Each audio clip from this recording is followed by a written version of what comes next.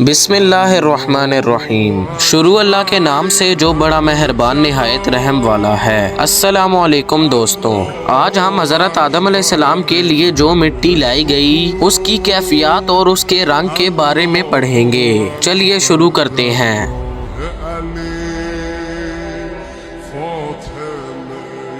حضرت آدم علیہ السلام انسانیت کے پہلے نبی اور پہلے انسان تھے۔ قرآن مجید میں اللہ تعالیٰ نے انسان کی تخلیق کے بارے میں واضح طور پر بیان فرمایا ہے کہ انسان کو مٹی سے پیدا کیا گیا۔ سورۃ الحجر کی آیت نمبر 26 میں اللہ تعالیٰ ارشاد فرماتا ہے کہ ہم نے انسان کو خشک مٹی سے پیدا کیا جو پہلے سیاہ اور بدبودار گارا تھی، اور ہم نے انسان کو کھنکھناتے سڑے ہوئے گارے سے پیدا کیا ہے۔ اس سے معلوم ہوتا ہے کہ حضرت آدم علیہ السلام کی تخلیق ایک مرحلہ وار عمل تھا جس میں مٹی مختلف حالتوں سے گزری، پھر بعد میں خشک ہو کر ٹھوس شکل اختیار کر لی۔ روایات میں آتا ہے کہ جب اللہ تعالیٰ نے حضرت آدم علیہ السلام کو پیدا کرنے کا ارادہ فرمایا تو اللہ تعالیٰ نے حضرت اسرائیل علیہ السلام کو حکم دیا کہ وہ زمین سے مٹی لے کر آئیں۔ اللہ تعالیٰ کے حکم کی تعمیل کرتے ہوئے حضرت اسرائیل علیہ السلام زمین پر تشریف لائے اور زمین کے مختلف حصوں سے مٹی جمع کی۔ جب انہوں نے مٹی اٹھائی تو زمین کی اوپری تہہ ان کی مٹھی میں آ گئی جس میں مختلف اقسام کی مٹی شامل تھی۔ اس مٹی میں رنگوں اور خصوصیات کا تنوع موجود تھا۔ اس میں سفید، سیاہ، سرخ اور زرد رنگ کی مٹی شامل تھی۔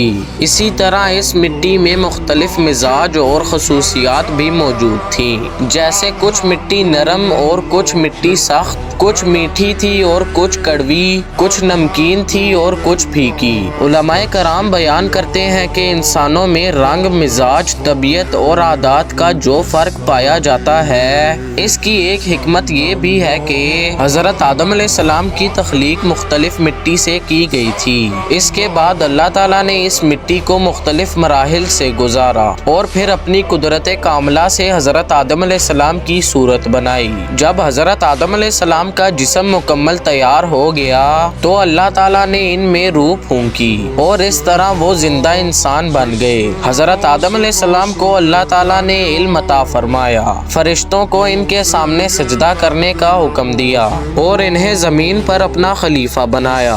خلیفہ بننے کا مطلب یہ تھا کہ حضرت آدم علیہ السلام کو زمین پر اللہ کے احکام کے مطابق زندگی گزارنے اور نسل انسانی کی رہنمائی کی ذمہ داری دی گئی۔ جب اللہ تعالیٰ نے حضرت آدم علیہ السلام کو مکمل صورت میں پیدا فرمایا اور ان میں روح پھونکی تو اللہ تعالیٰ نے تمام فرشتوں کو حکم دیا کہ وہ حضرت آدم علیہ السلام کے سامنے سجدہ کریں۔ یہ سجدہ عبادت کا نہیں بلکہ تعظیم اور اللہ تعالیٰ کے حکم کی تعمیل کا تھا۔ تمام فرشتوں نے اللہ تعالیٰ کے حکم پر فوراً سجدہ کر لیا، لیکن ابلیس نے سجدہ کرنے سے انکار کر دیا۔ ابلیس دراصل جنات میں سے تھا اور وہ اپنی عبادت کی وجہ سے فرشتوں کے ساتھ رہتا تھا۔ جب اسے سجدہ کرنے کا حکم دیا گیا تو اس نے تکبر اور غرور کا مظاہرہ کیا۔ اس نے کہا کہ وہ آگ سے پیدا ہوا ہے جبکہ حضرت آدم علیہ السلام مٹی سے بنائے گئے ہیں، اس لیے وہ اپنے آپ کو حضرت آدم علیہ السلام سے بہتر سمجھتا تھا۔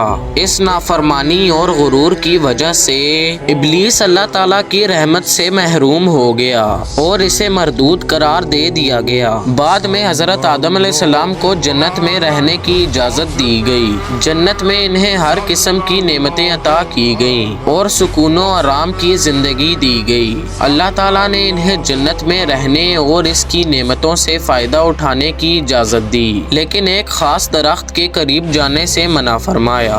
اب تک کے لیے بس اتنا ہی۔ میں نے حضرت آدم علیہ السلام کی وفات کے بارے میں بھی ویڈیو ڈالی ہے، اسے بھی ضرور سے جا کر دیکھ لیجئے۔ تب تک کے لیے اللہ حافظ۔